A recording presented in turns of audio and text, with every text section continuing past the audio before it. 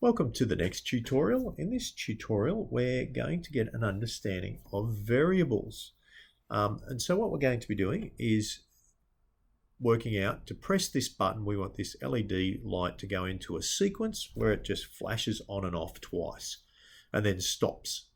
So press the button and it basically creates a sequence which then stops. And we're going to look at variables, and we're going to think of variables like buckets. Now, buckets can actually carry things. They can have things in them. We can put a whole variety of things in buckets. Here's a bucket. It would have a variable name. It can have any name you like. Bob, Frank, a pair of pliers. You could call it a pen. Call it sequence. And in that bucket, it can carry data, numbers and letters. And you can take numbers and letters out and put things in a program, and that's very handy. So here's a bunch of common variables: age, name, counts, and it can carry any sort of data that you want. Age can carry mine age, your age, Winston Churchill's age. This is a name, anybody's name, and here's a count. It can count up or count back. It can count, in fives, in threes, in twos. So there's a whole variety of things that these can carry, and they can be called anything you like. So that is going to help us with this sequence that we're creating. So let's go over to the code. This is the last thing that we actually did. And we're going to be creating I'm just going to reduce this down just to put blocks. We're going to be creating a sequence. And I've already started to create a sequence that you can see here. But the first thing we're going to do is look at the control, and we're going to drag out an if statement to start with. That's the very first thing. So when I drag out that if statement, what I'm wanting is a digital read. And I want a maths controller as well. I'm going to drag this out. I'm going to drop it in. I'm going to turn this to equals.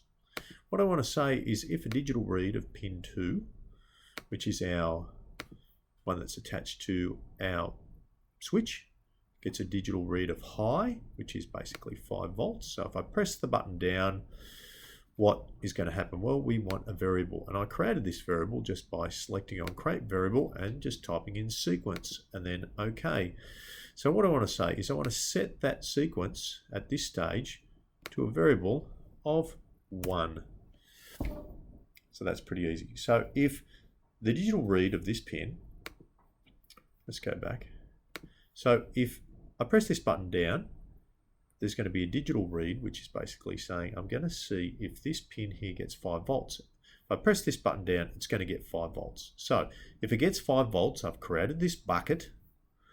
I've created this bucket called sequence, just here, sequence, and it's going to get the value of 1.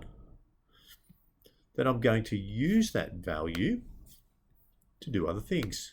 All right, so let's do another if statement control. Another if. What I want to do is another maths controller. We're going to drop that in, and I'm going to say this.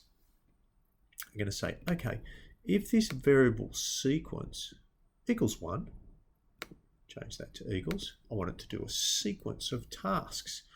What do I want it to do? Well, I want it to get to turn on digital pin 12 high, which is our LED pin.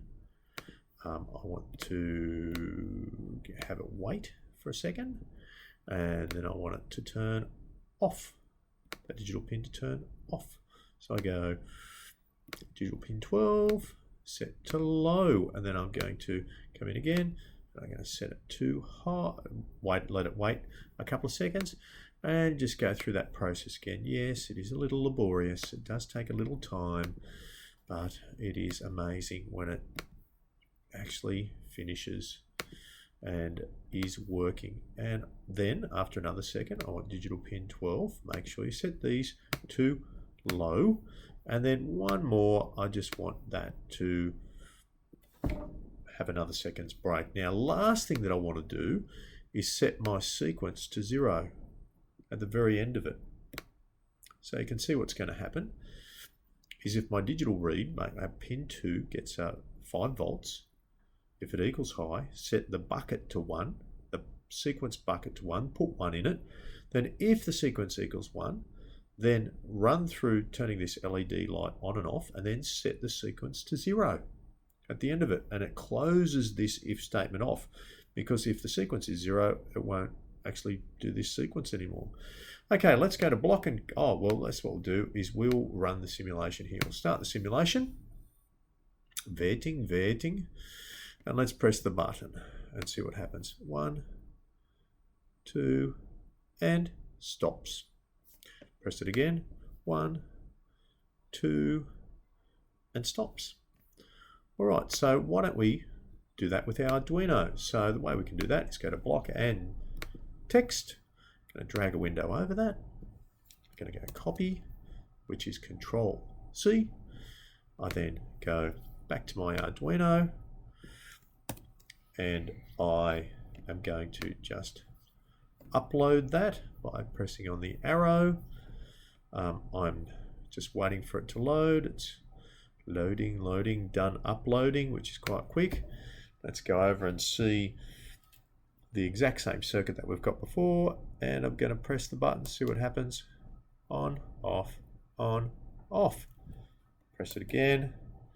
On, off, on, off. There we go, and that's how you use variables. You can move to the next tutorial.